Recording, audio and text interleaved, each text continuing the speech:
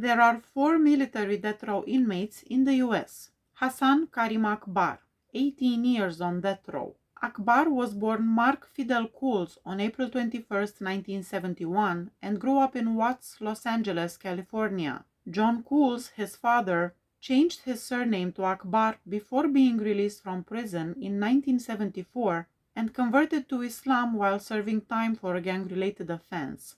Akbar's mother wed William Bilal, who had also converted to Islam. Quran Bilal became her new name. In order to honor his father's last name and their fate, she changed her son's name to Hassan Karim Akbar. He was brought up as a Muslim from an early age.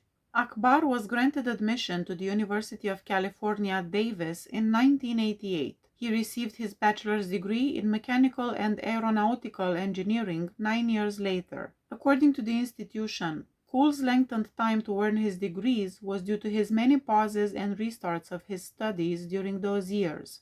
While in college, he took part in the Reserve Officers Training Corps, although he was not given a commission.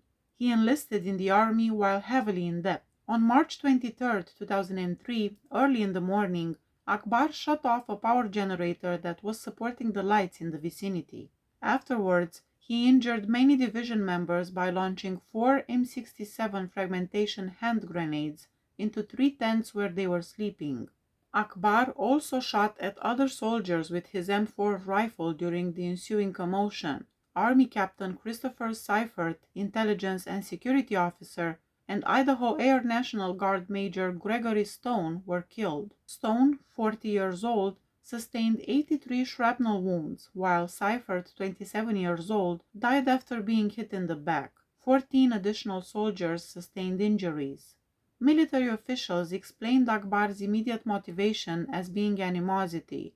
Akbar reportedly received a scolding recently for disobedience and was informed he would not support his unit's advance into Iraq. His diary has been partially published. Akbar mentioned being treated unfairly by his fellow soldiers in a journal entry from February 4, 2003. I suppose they want to punk me or just humiliate me. Perhaps they feel that I will not do anything about that. They are right about that. I'm not going to do anything about it as long as I stay here. But as soon as I'm in Iraq, I'm going to try and kill as many of them as possible. Ronald Adrian Gray, 34 years on death row. Gray was raised in Miami's Liberty City public housing project despite being born in Cochran, Georgia.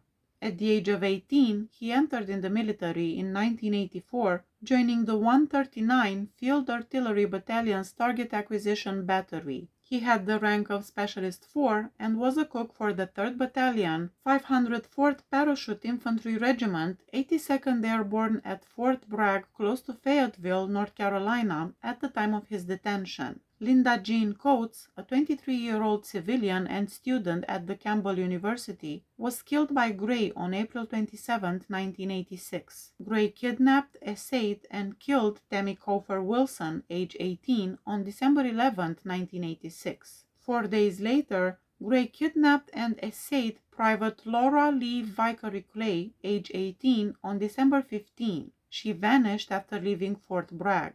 In the woods on January 17, 1987, a soldier came across Vicary Clay's half-naked, decaying body. She had been shot in the neck, forehead, chest, and back, in addition to being essayed. She has also experienced multiple instances of blunt force trauma. A .22 caliber revolver that Gray had stolen in November 1986 was used in the murder, and it was located 60 feet from the victim's body. He essayed and made an attempt to kill Private Marion Lang Nemeth, age 19, on January 3, 1987. Under the guise of posting a party he didn't want to leave on the barracks notice board, Gray visited her barracks room.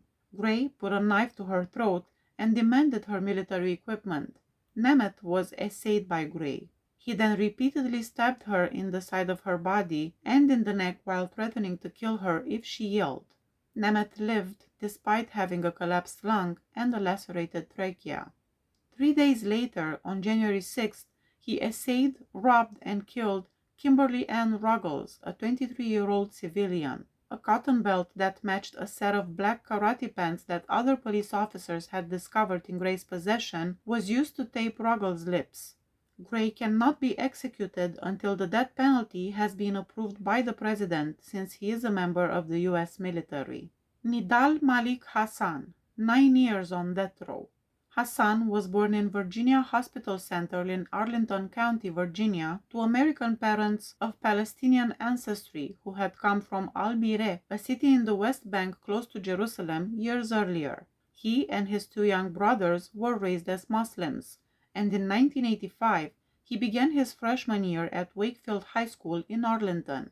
In 1986, he and his family relocated to Roanoke to join his father, who had already made the trip to the area a year earlier to start what would eventually become a variety of prosperous family-owned businesses, including a market, a restaurant, and an olive bar. He graduated from high school in 1988 after attending William Fleming High School in Roanoke, Virginia. After high school, Hassan joined the American Army. During this time, he attended college and graduated from Virginia Western Community College in 1992 with an associate's degree in science. He earned a biochemistry bachelor's degree from Virginia Tech in 1995.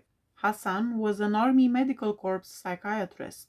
The worst shooting against armed forces on an American military base occurred on November 5, 2009, when Hassan reportedly shouted, "Allahu Akbar," the Arabic phrase means "God is great," before opening fire on military personnel at Fort Hood Soldiers Readiness Center in Killeen, Texas. 13 people were killed and over 30 others were injured in the attack. Kimberly Munley, a Department of the Army police officer, came across Hassan as he left the premises. Munley and Hassan engaged in a shooting duel before Munley was hit twice in the leg.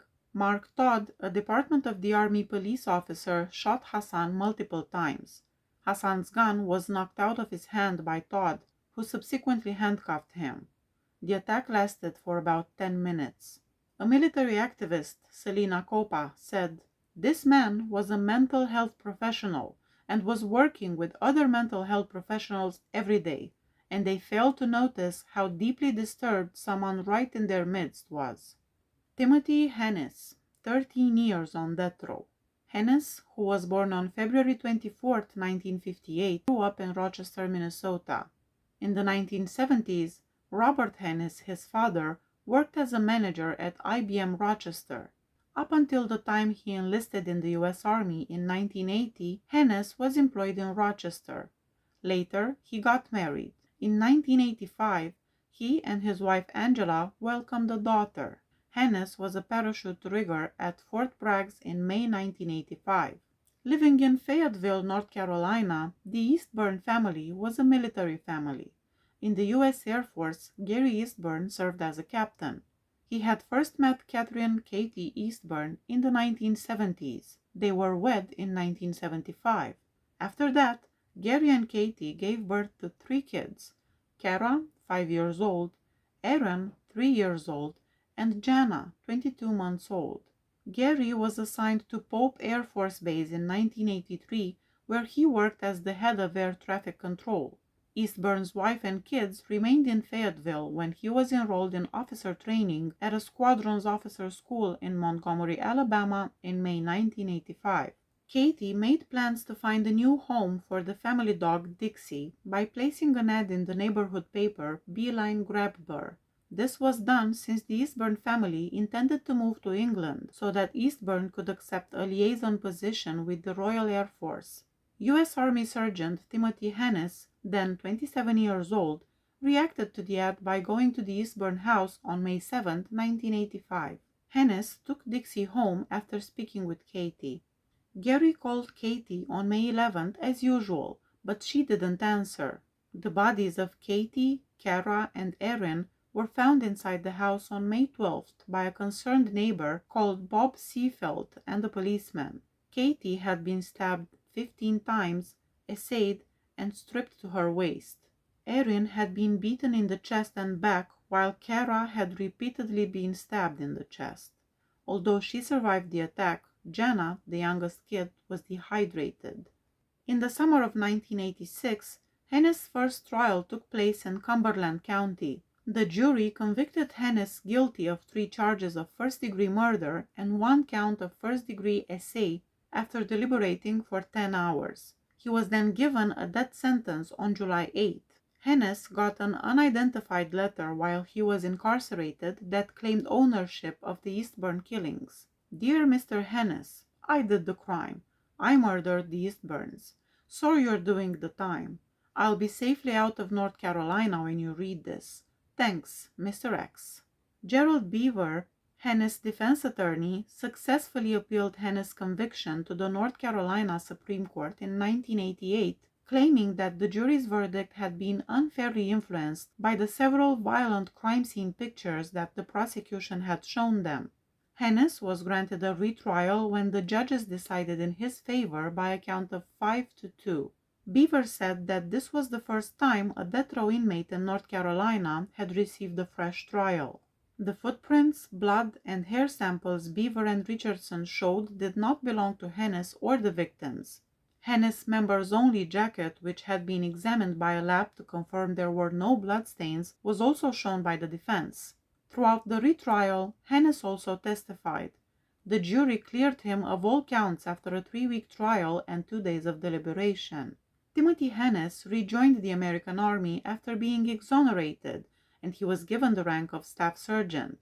Hennis left the U.S. Army in 2004 as a master sergeant and went to work in a waste management facility. The Eastbourne killings were used as a case study at a detective's training on cutting-edge criminal intelligence techniques that Captain Larry Trotter of the Cumberland County Sheriff's Office attended in May 2005. After speaking with the reporter Scott Wishnant, who had covered the Eastbourne murder trials, Trotter discovered that the investigators had used a vaginal swab to remove semen from Katie's body. Investigators were unable to test the sample since DNA testing was still in its early stages in the 1980s. The sample had a 1.2 quadrillion times greater likelihood of coming from Hennis, according to a forensic analysis conducted in June 2006. The United States Constitution dual sovereignty concept permits a defendant who has been tried and found not guilty in a state court to be tried again in a federal court, even though the Fifth Amendment's double jeopardy clause forbids retrials following acquittals. The Uniform Code of Military Justice also allows for court-martial proceedings against military individuals who had been tried in a civilian court. On March 17, 2010, Hennis' court-martial at Fort Bragg got going. It lasted for 3 weeks. Hennis hired 2 uniformed attorneys and military attorney Frank Spinner for the court-martial. The footprints, blood, and hair samples that were discovered at the crime site, according to Spinner's defense team, did not belong to Hennis or the victims. Additionally, they asserted that the crime scene evidence at the former Fayetteville residence of the Eastbourne family had been tainted. Spinner proposed that Hennis had consensual intercourse with Katie before her murder in reaction to the genetic evidence. On April 3, 2010, the jury unanimously returned a verdict of guilty for Hennis after just 3 hours of deliberation. The jury panel recommended that Hennis be given the death penalty on April 15, 2010. In addition, he lost all of his salary and benefits and was dishonorably discharged from the U.S. Army. He was also relegated to the status of Private E1. Hennis was imprisoned at the Kansas-based United States Disciplinary Barracks, where he is still detained today. Please hit that subscribe button if you like my channel. See you next time. Bye bye.